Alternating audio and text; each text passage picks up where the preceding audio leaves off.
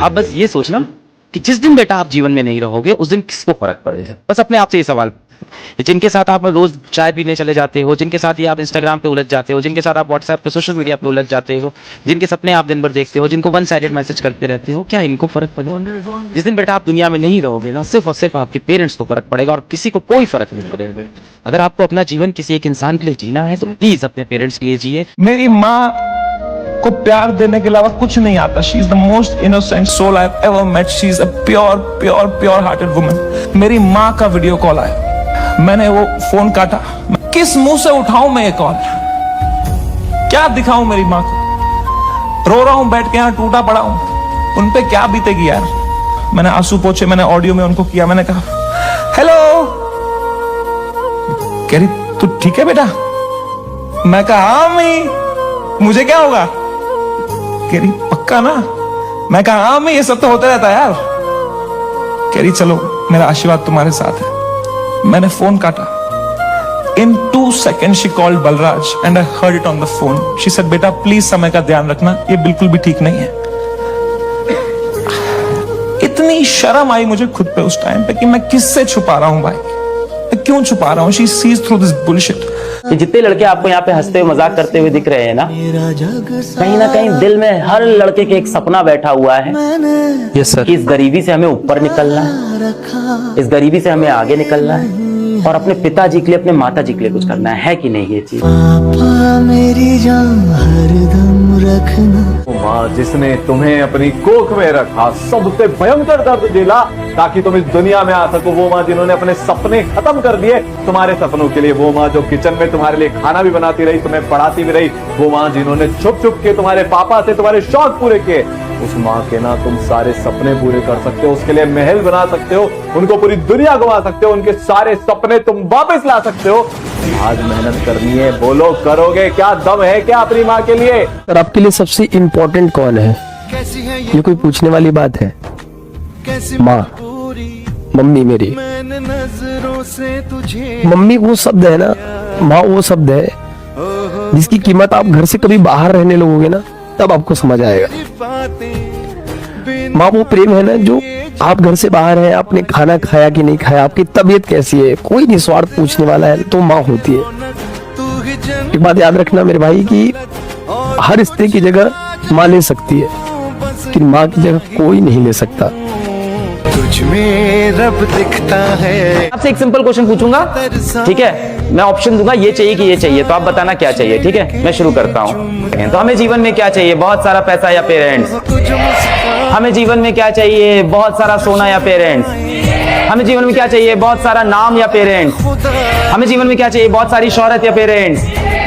आप कुछ भी पूछोगे ना, आपको लास्ट में आंसर पेरेंट्स आएगा। लास्ट में पूछ रहा हूँ, एक लास्ट क्वेश्चन पूछ रहा हूँ, हमें जीवन में क्या चाहिए? अपनी जिंदगी या अपने पेरेंट्स की जिंदगी? इस लेवल पे क्लैरिटी है अपने को।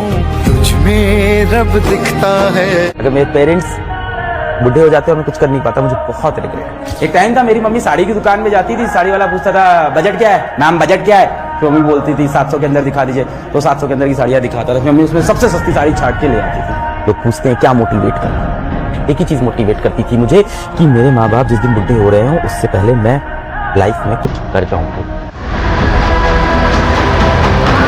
तो मुझे लगता है कि बच्चों को अपने माँ बाप के एक्सपीरियंस से बेनिफिट करना चाहिए और उनका आशीर्वाद लेते रहना चाहिए।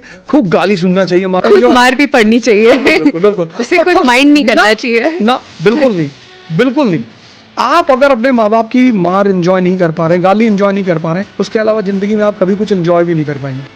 पत्नी की तो आप एंजॉय नहीं कर पाएंगे, बहुत बेइज्जती होगी।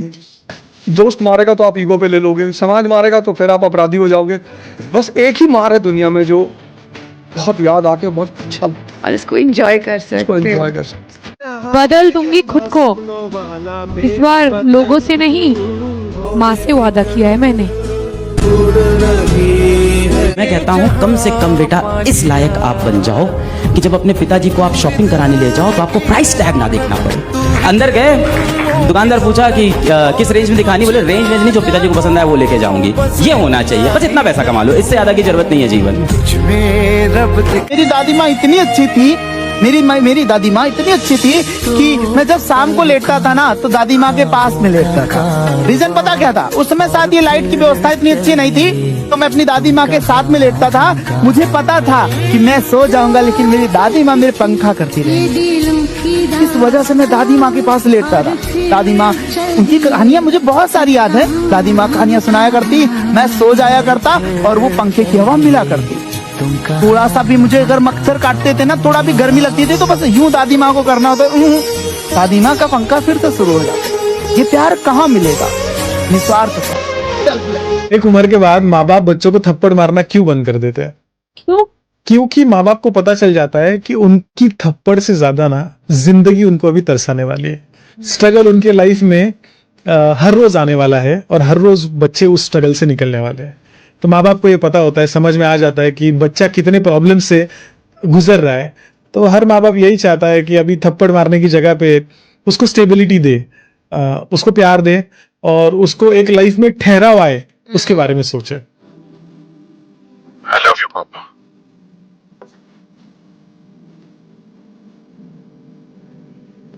I love you too, बेटा। तुम्हारी जिंदगी का सबसे कीमती दिन होगा जिस दिन तुम फोन लगा के घर पे बोलोगे ना कि मम्मी हो गया मेरा, या पिताजी हो गया मेरा। ये जो वर्ड आता है ना, हो गया मेरा, इस 3 वर्ड में हो गया मेरा या कर दिया मैंने, ये जितना भी बोझ तुम अभी तक लेते आ रहे हो ना पिछले समय से, जितना भी बोझ सब है, ये पता है कैसे उतरेगा? यूं उतर जाएगा एकदम सर से, और तुम्हारा नया जन्म होगा उस दिन से। याद रखना, एज ए स्टूडेंट रहा हूं, जब जब एग्जाम निकालने, ये मैंने फील किया है। फर्स्ट टाइम जब मैंने फोन किया था तो सारा बोझ मुझे ऐसा लगा था, सब मेरा जितना भी पूरी पृथ्वी शरीर मेरे दिमाग में रखी हो सब उतर गया। याद रख, इसी दिन के लिए पढ़ना है आपने। मुझे लगता है मेरे फादर मुझसे बार बार कहते हैं कि बेटा मेरे जैसे मत बनना कभी। मैंने कहा क्यों?